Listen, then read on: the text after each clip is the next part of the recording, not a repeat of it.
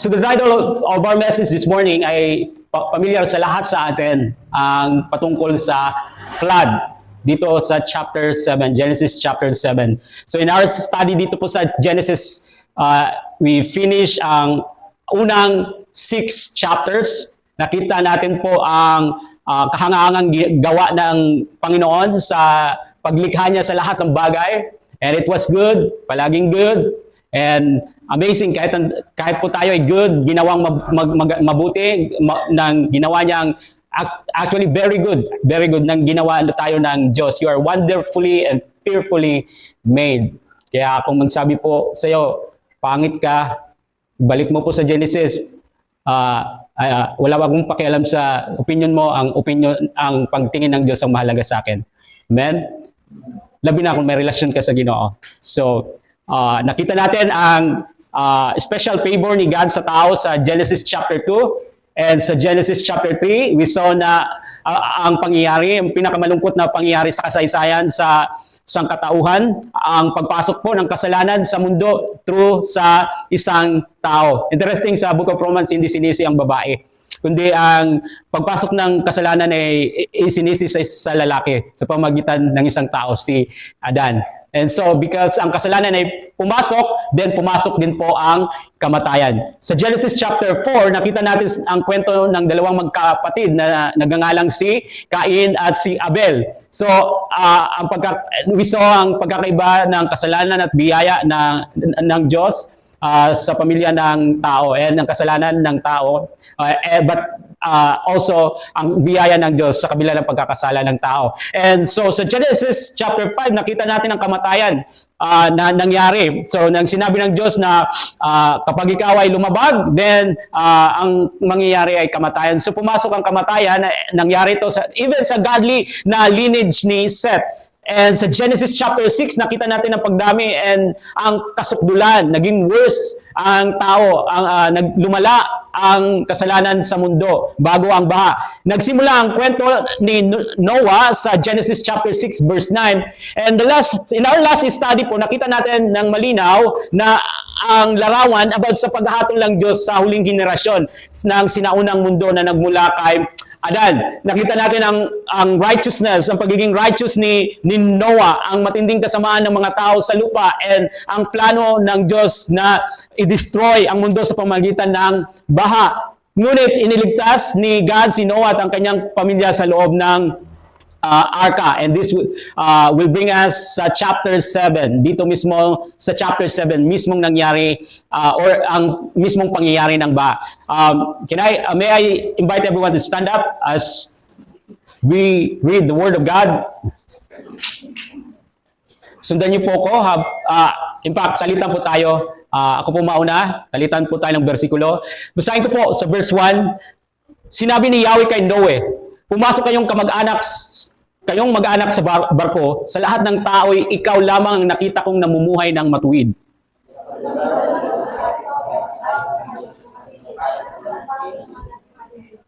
Pitong pares din sa bawat uri ng ibon ang iyong dadalhin. Gawin mo ito upang magpatuloy ang kanilang lahi sa balat ng lupa.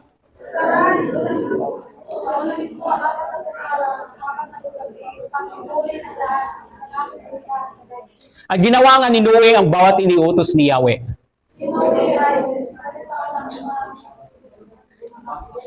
Pumasok na siya sa malaking barko kasama ang kanyang asawa, mga anak at mga manugang upang maaligtas sa baha.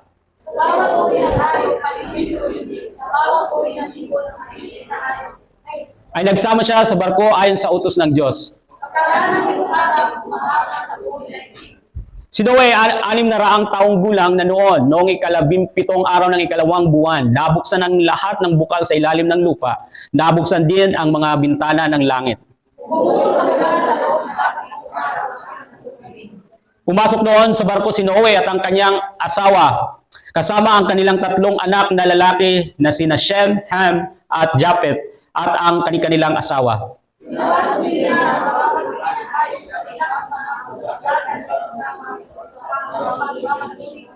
Isang lalaki at isang babae ng bawat may buhay ang isinama ni Noe.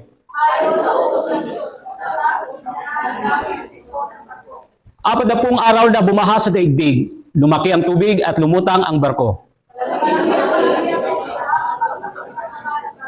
Patuloy pang lumaki ang tubig hanggang sa lumubog ang lahat ng matataas na bundok. Namatay ang bawat may buhay sa lupa, mga ibon, maamo at may ilap na mga hayop, lahat ng gumagapang sa lupa at lahat ng tao. Ang mga tao at mga hayop sa daigdig ay nilipol ng Diyos, maliban kay Noe at sa kanyang mga kasama sa barko. Okay, you may now be seated. Thank you sa pagbasa ng salita ng Diyos. It is clear in our text na ang malaking baha sa panahon ni Noah, number one, isang tunay na pangyayari sa kasaysayan. It is an historical narrative. Hindi po ito alamat, hindi ito kwento-kwento lamang o simbolo. Ito po ay totoong pangyayari na itinala ni Moses ang eksaktong panahon ng baha batay sa edad ni Noe. May tiyak na taon, may buwan at araw. You will see that sa verse 11. So ipinapakita po dito na ito po ay historical narrative. Ito po ay totoong pangyayari. Bukod po dito, pinapatunayan din sa New Testament na ito ay makasaysayang pangyayari. Naalala nyo, ginamit ng Panginoong Hesukristo at ni Apostle Peter ang baha as an example ng parating na paghuhukom ng Diyos. And as a warning, kung paano in the last day, babaliwalain ng mga tao ang warning na ito. And secondly, ito po universal. Pangkalahatan sa buong mundo nangyari ang flood. Pinapakita po sa Genesis na ang bahay hindi lamang sa lokal na lugar o sa isang lugar. Hindi rin ito maliit na sakuna sa isang rehiyon. Sa halip ang mga salitang ginamit sa teksto ay malinaw at malawak ang saklaw. Na nagpapakita na ang baha po ay umabot sa buong mundo. You can notice ang salitang all or lahat na ginamit po dito sa Book of Genesis ng 32 times. From chapter 6 to chapter 9. At ginamit din ang salitang every or bawat ng 133 times. For example, sa Genesis, dito po sa chapter 7, verse 21, sinabi dyan, namatay ang bawat may buhay sa lupa, mga ibon, maamo at mailap na mga hayop. Lahat ng gumagapang sa lupa at lahat ng tao. Bagamat totoo na minsan po ang mga salitang lahat at bawat ay maaaring gamitin sa limitadong kahulugan sa Biblia, sa Genesis chapter 6 to 9, paulit-ulit at mariing paggamit ng mga salitang ito ay malinaw na nagpapakita ng lawak at tindi ng baha. Malinaw rin ang layunin ng Diyos sa pagpapadala ng baha. Sinabi sa verse 17, upang malipol ang lahat ng may buhay sa balat ng lupa. And kabilang dito ang lahat ng may hininga, lalo na buong sangkatauhan na lubos na nagkasala at naging masama sa pamumuhay dito sa mundo. Now, in verses 2 to 3, here sa chapter na binasa natin, iniutos ng Panginoon kay Noah na magdala ng ilan sa bawat uri ng hayop sa loob ng arka upang mapanatiling buhay ang kanilang lahi sa buong ibabaw ng lupa. Kung ang baha ay limitado lamang sa isang lugar, then hindi makabuluhan ang pagliligtas ng iba't ibang uri ng hayop. Doesn't make sense na ililigtas ang mga hayop na ng iba't ibang uri kung may lugar naman na safe pala, may ligtas at hindi apektado ng baha. And aside of this, ang napakalaking sukat ng arka na binanggit sa Genesis chapter 6 verse 15, hindi rin sana kakailanganin kung ilan lamang mga hayop na ililigtas. Pinapakita nito ang layunin ng arka ay iligtas ang maraming uri ng nilalang mula sa buong mundo. Isa pang malinaw po na patunay ay ang lalim ng baha na nagpapakita ng lawak nito. Umabot pa ito at na-cover ang mga bundok. Nabasa natin sa verses 19 to 20. And also, ang tagal ng baha, nagpapakita kung gaano ito kalawak. Nanatili ang tubig sa loob ng 150 araw. At inabot pa ng ilang buwan bago tuluyang matuyo ang lupa. You will read that, or you can find it sa verse 24 and also sa chapter 8, verse 13. And so, sa kabuuan, mahigit 1 taon ang lumipas bago nakalabas si Noah at ang kanyang pamilya mula sa arka. And ipinapakita nito na ang baha hindi po pangkaraniwan o lokal lamang. Dahil kung ito ay maliit na baha, hindi sana naaabot ng ganoon katagal bago humupa ang tubig. At pagkatapos ng baha, ang pangako ng Diyos na hindi na niya muling wawasakin ang lupa o ang mundo sa ganitong paraan ay hindi na magiging akma kung ang baha ay maliit o lokal lamang. Sinasabi sa Genesis chapter 9 verse 19 and also sa chapter 10 verse 32 na ang buong mundo ay muling napuno mula sa tatlong anak ni Noah. So that means sila lamang ang natirang tao pagkatapos ng baha. So it is very clear, according sa Bible, ang baha ay saklaw o umabot sa buong mundo. Ito ay isang tunay na pangyayari at hindi lamang isang lokal na baha o sa isang lugar lamang. Pangatlo, ang baha sa panahon ni Noah ay biglaan, ngunit may babala. Ang baha ay dumating ng biglaan, ngunit hindi ito na walang babala muna na ibinigay. Matagal nang nagbigay ang Diyos ng babala bago ito nangyari. Binalaan ni Noah ang mga tao ng 100 taon bago dumating ang baha. Sa 2 Peter chapter 2 verse 5, tinawag si Noah na preacher of righteousness. Sa Hebrew chapter 11 verse 7, pinapakita sa pamagitan ng kanyang pananampalataya, nagbigay siya ng babala sa mga tao tungkol sa darating ng paghuhukom ng Diyos. And maging si Enoch ay nagbigay ng pahiwatig sa pangalan ng kanyang anak na si Methuselah, na ang ibig sabihin ng pangalan niya, you remember, kapag siya ay namatay, ito ay darating. So ano ang darating? Ang paghuhukom ng Diyos. So bilang patunay ng biyaya at mahabang pagtitiis ng Diyos, si Methuselah ay nabuhay ng ilang daang taon po? 969 years. Ang pinakamatagal na buhay na naitala sa Biblia. 969 years na naghintay ang Diyos bago dumating ang paghuhukom. Plus, i-add pa natin kung gaano katagal ang paggawa ni Noah ng arka. Napakatagal na naghintay ng Diyos sa tao na magbalik loob, magsisi at magbalik loob sa Kanya. Pinapakita nito na binigyan ng Diyos ang mga tao ng napakahabang panahon para magsisi. Sa uli, namatay si Methuselah sa mismong taon ng baha. Ngunit kahit napakatagal ng babala ng Diyos, hindi pa rin ito pinansin ng mga tao sa panahon ni Noah. Bakit mahalagang malaman natin itong tatlong bagay na ito? Mahalaga ang mga ito dahil ang baha ay isang malinaw na halimbawa sa kasaysayan ng darating na paghahartol ng Diyos sa buong mundo sa hinaharap. Kung may paghuhukom noon, mayroon din paghuhukom na darating sa hinaharap.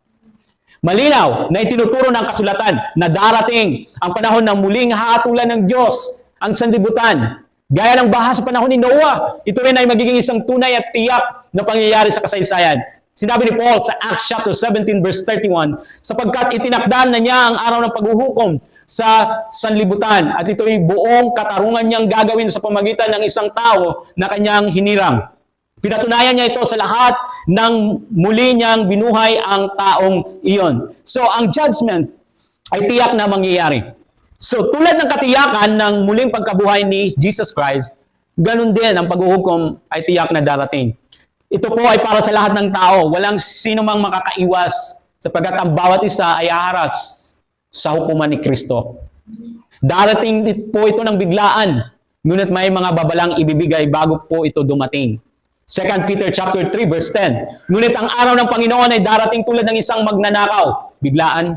Sa araw na iyon, ang kalangitan ay biglang mawawala kasabay ng isang malakas na ugong. Matutupok ang araw, buwan at mga bituin. Ang mundo at ang lahat ng mga bagay na naririto ay mawawala. So ang Biblia po ay nagbigay ng maraming malinaw na babala tungkol sa darating na huling paghuhukom sa mga mangyayaring at sa mga mangyayaring magaganap bago ito dumating. Kaya, in our study about the flood dito sa Genesis, it helps us na maunawaan natin about ang darating na paghuhukom po ng Diyos sa mundo. And upang mabigyan tayo ng babala and makapaghanda ang tao. Now, balik po tayo dito sa chapter 7 sa Genesis. In this chapter, dalawang bagay ang makikita natin. Una, ang pagpasok ni Noah at ng kanyang pamilya at ng mga hayop sa arka. Secondly, ang pagdating ng malaking baha sa buong mundo. So, nakita po natin sa Genesis chapter 6 kung paano ibinigay ng Diyos kay Noah ang mga tagubilin sa paggawa ng arka at sa pagpasok ng mga hayop dito. And we read sa verse 22, Genesis chapter 6 verse 22, at ginawa nga ni Noe ang lahat ng iniutos sa kanya ng Diyos. So, lumipas ang 100 years, natapos na ang arka, naimbak na ang mga pagkain na kakailanganin nila. Kung matagal ang baha, may sapat silang makakain. Dumating na ang itinakdang panahon. Now, sa Genesis chapter 7 verse 1, muling kinausap ng Diyos si Noah sa ikalawang pagkakataon.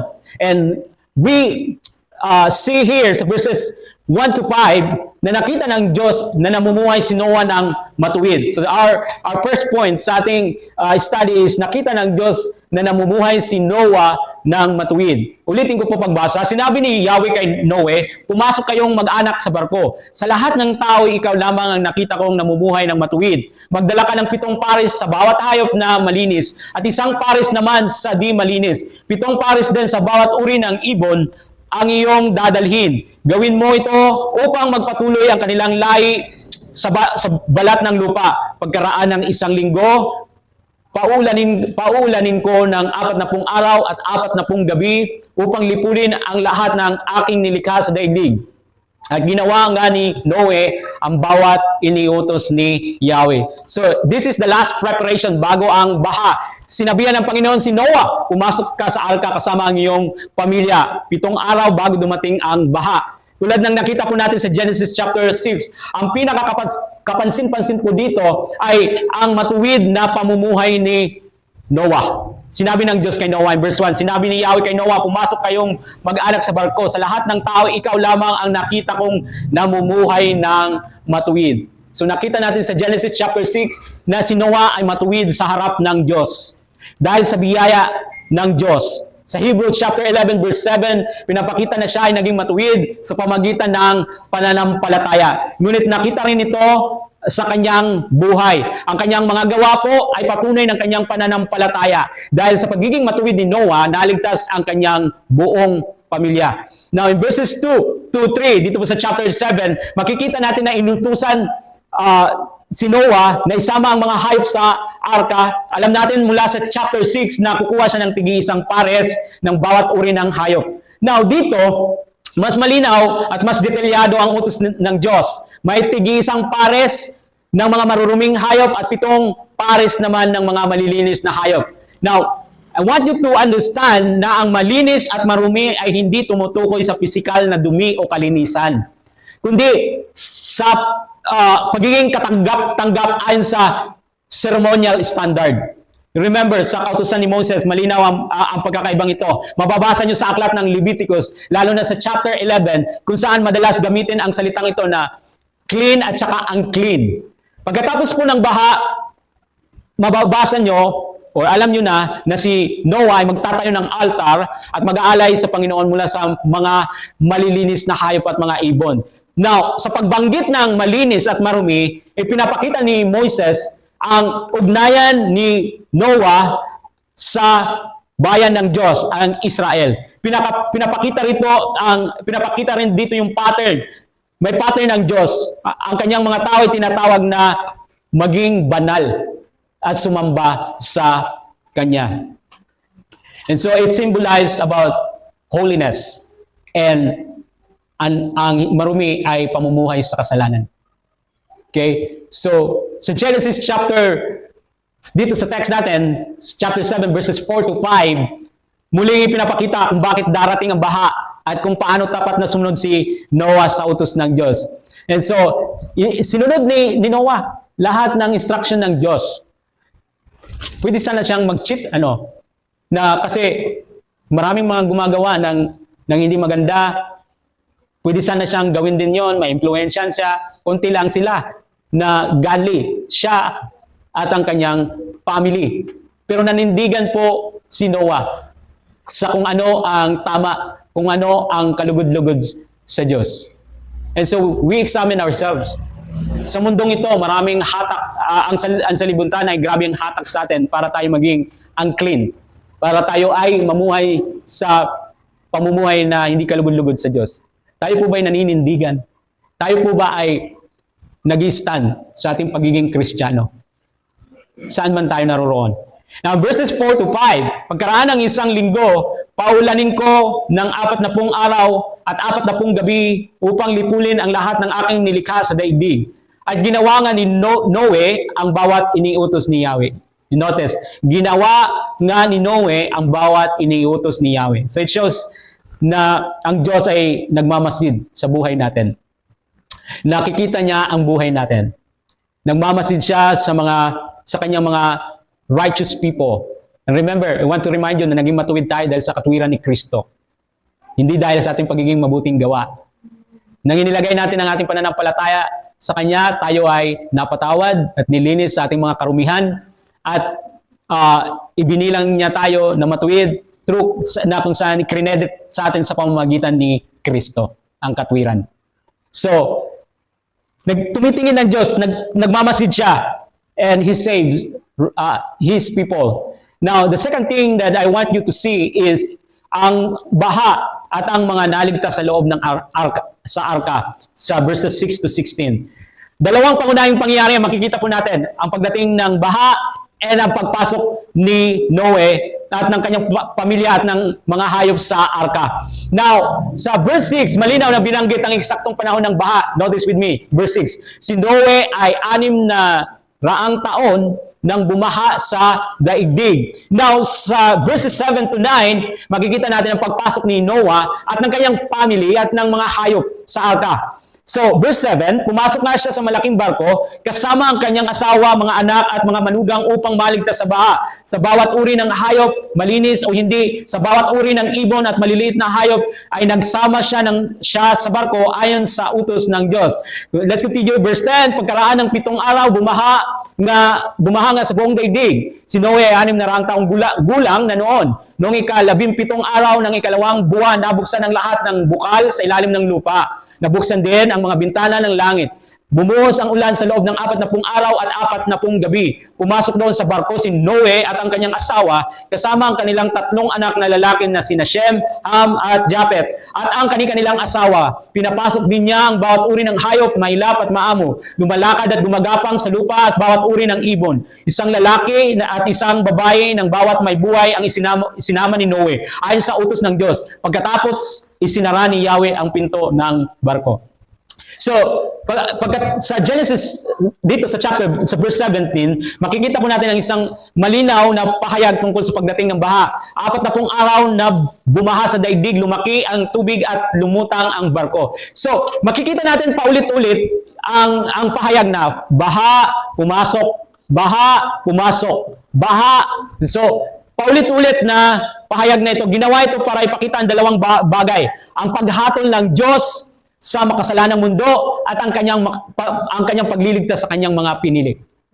Okay? Now, malinaw na pinapakita sa verse 11 ang isang napakalaking sakuna na nangyari. Sabi dito, noong 17 araw ng 2 buwan, nabuksan ang lahat ng bukal sa ilalim ng lupa, nabuksan din ang mga bintana ng langit. Sa Genesis chapter 1, if you remember, inihiwalay ng Diyos ang tubig sa itaas at sa ibaba. Now, you notice, muli na itong pinagsama. Kaya nasira ang buong mundo. At ito yung unang pagkakataon na yung pinaka-canopy sa itaas ay nabuksan na kung saan ito I believe unang pagkakataon na bumuhos ang ulan sa panahon na ito.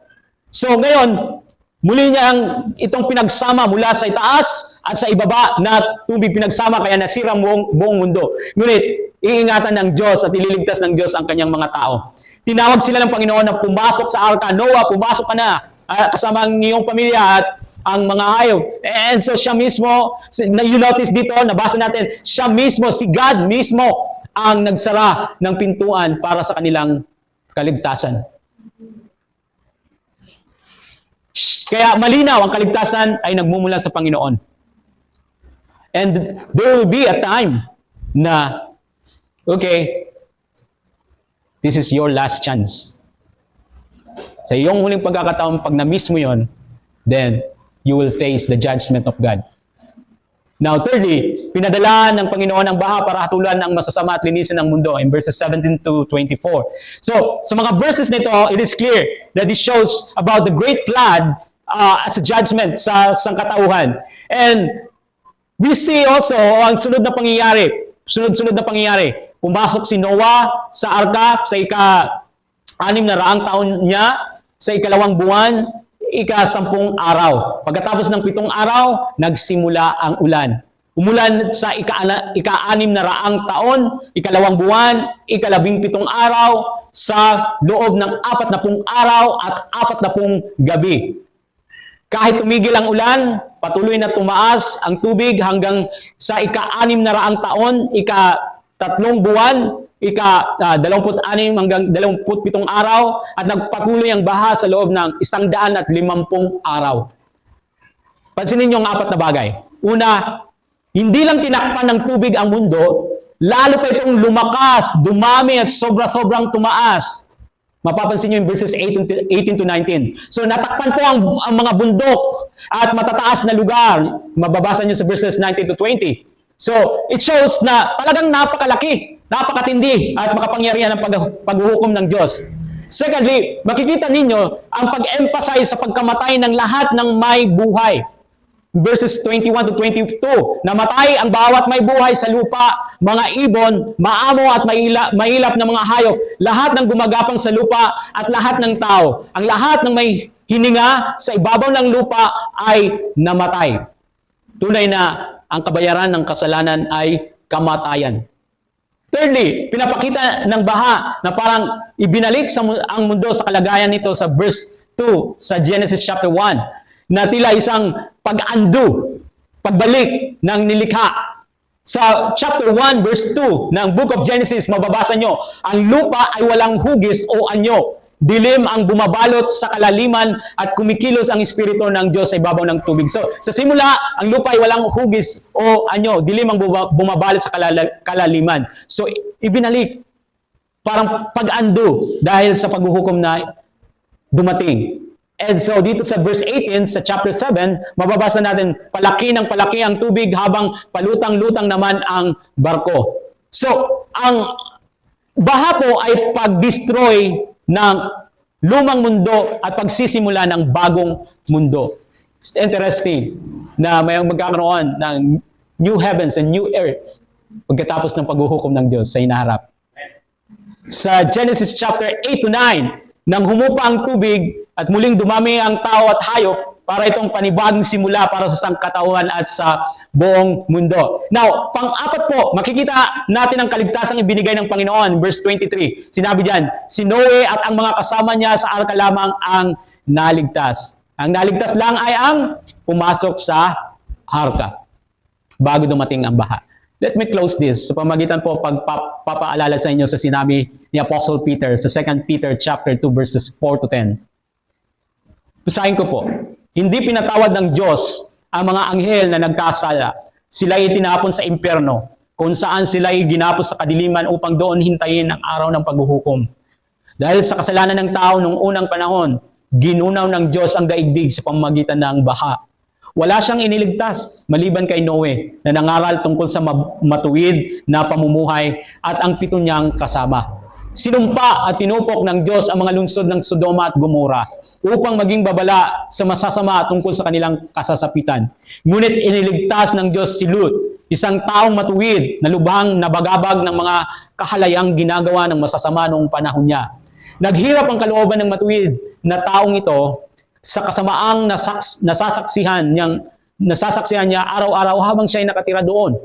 Kaya alam ng Panginoon kung paano ililigtas mula sa mga pagsubok ang mga tapat sa Kanya. At kung paano paparusahan ang masasama hanggang sa araw na sila ay hatulan, lalo na ang sumusunod sa mahahalay na pagnanasa ng katawan at ayaw kumilala sa may kapangyarihan.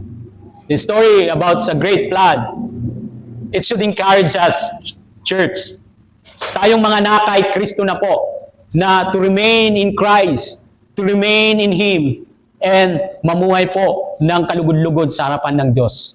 Mamuhay ng matuwid at banal. Mamuhay ng naayon sa kalooban ng Diyos. Ang kwento ng baha, it reminds us sa mga namumuhay sa kasalanan na matakot at lumapit kay Kristo para sa kaligtasan bago po dumating ang paghuhukom. Like the flood na nabasa natin dito sa panahon ni Noah. Totoo po ito. Totoo po.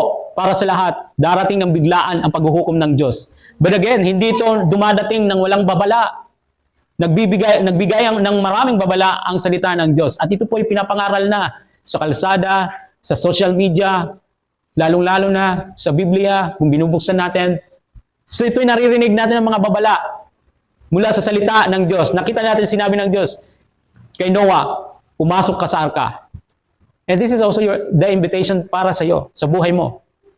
Hindi pa sinasara ng Diyos ang pintuan ng kaligtasan. Hindi pa bumabalik ang Panginoon dahil nakabukas pa ang pintuan ng kaligtasan. Sa katapusan ng aklat ng Biblia, matapos ang babala tungkol sa darating na paghuhukom, sa huling paanyaya ng Diyos, ito po ang huli paanyaya niya, verse 17. Interesting, na sa last book ng Bible, nagbigay siya ng invitation pa rin. Revelation chapter 22 verse 17. Sabi po dito, o sabi dyan, sa hawak ng Biblia, sinasabi ng Espiritu at ng babaeng ikakasal, hali kayo, lahat ng nakakarinig nito ay magsabi rin, hali kayo, lumapit ang sinumang nauuhaw, kumuha ang may gusto ng tubig na nagbibigay buhay. Ito'y walang bayad, ito'y libre. Ang kaligtasan po ay tapos na ginawa. Natapos na po. Ginawa ni Jesucristo doon sa cross ng Kalbaryo. At ito'y walang bayad sa atin kasi binayaran na. Tapos nang binayaran ni Kristo. Ang atin na lang ay lumapit sa Kanya. Pagsisihan, talikdan ng ating kasalanan. Gawin siyang Panginoon ng buhay natin, tagapagligtas. Mamuhay tayo, naisin natin na mamuhay ng naayon sa Kanyang kalooban. Huwag mong baliwalain. Sa panahon ni Noah, maraming mga taong bumaliwala sa salita ng Diyos. Huwag mong baliwalain or i-ignore sa buhay mo.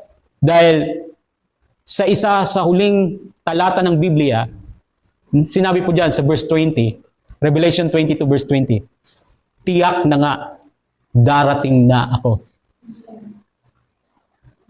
Behold, I will come quickly. Darating na po ang Panginoon. Darating ang Panginoong Jesus upang hatulan ng mundo. The Bible teaches na ang paghuhukom ng Diyos ay tiyak po. Tiyak na mangyayari. At ito po ay hindi po katulad ng sistema natin sa mundo na paghuhukom na minsan po ay nababahiran ng dungis. Minsan po na babaliko ang batas. Ang paghuhukom po ng Diyos ay matuwid. Makatarungan at para sa lahat ng tao, kaya walang sino man ang makakaiwas dito. Ngunit bago po dumating ang araw na iyon, malinaw ang paanyaya ng Diyos sa buhay mo. Malinaw na malinaw ang paanyaya ng Diyos. Lumapit ka kay Kristo para sa iyong kaligtasan. Lumapit ka kay Kristo para sa iyong kaligtasan. So, ngayon pa lamang, binibigyan na niya ng pagkakataon ng bawat isa na magsisi, manampalataya, tanggapin ang kanyang biyaya. Kaya, ang panawagan po ay malinaw po. Habang may panahon pa, may pagkakataon pa. Lumapit ka kay Kristo, tanggapin ang kanyang handog na kaligtasan. Pumasok ka. Dahil darating ang araw na siya mismo ang magsasarado. Kung siya nagbukas, siya din ang magsasarado. And so, mahalaga na ang panawagan ng Diyos ay hindi natin baliwalain. And for those na kay Kristo, let me remind you again, manatili tayo kay Kristo. Manatili. Huwag yung hayaan na may maglayo sa iyo sa relasyon mo sa Panginoon. Huwag mong hayaan na mayroong makasagabal sa iyo sa pagsunod mo sa Panginoon. Huwag mong hayaan na may mga bagay na maglayo sa iyo kay Kristo. Dahil sa huling araw, ang mga pinahalagaan ng mga tao dito sa mundo ay hindi magpapatuloy. Panandalian.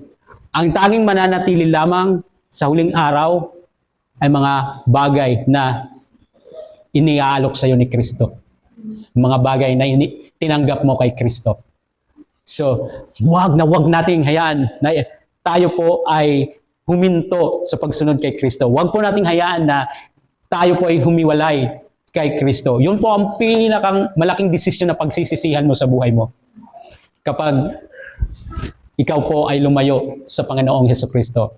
Pero, kung tayo po ay nananatili kay Kristo, hindi natin pagsisisihan. Walang regret sa pagsunod kay Kristo.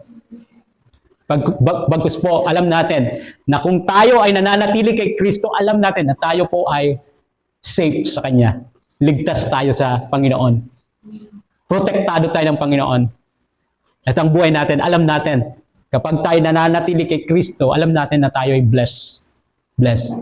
Yes, may mga challenges sa buhay natin, pero hindi po kayang tumbasan ang kagalakan at kapayapaan na mayroon tayo sa relasyon natin sa Panginoon. Manatili po tayo kay Kristo. Huwag kang lalayo. Kapag lumayo ka kay Kristo, alam mo na hindi ligtas. Alam mo na hindi ka safe. Manatili po tayo patuloy na sumunod sa kalooban ng Diyos. Amen? Panginoon, salamat po sa iyong pagpapaalala sa amin ngayong umaga na manatiling tapat sa pagsunod sa iyong kalooban. Maaari sanang sumuko na lang si Noah sa tagal ng panahon ng paghihintay, pero nagbigay siya ng magandang halimbawa sa amin na maging tapat sa iyo, Panginoon. At manampalataya kahit may mga pangyayari sa buhay namin na hindi namin nakikita kaagad ang iyong pangako at hindi naiintindihan namin minsan. Ngunit, Panginoon, hindi ka kailanman nabibigo sa iyong mga salita. Panalangin ko sa bawat isa na manatiling tapat hanggang sa wakas. Na patuloy naming ine-expect araw-araw na ikaw ay magbabalik anumang oras upang ang bawat isa ay maging handa sa iyong pagbabalik.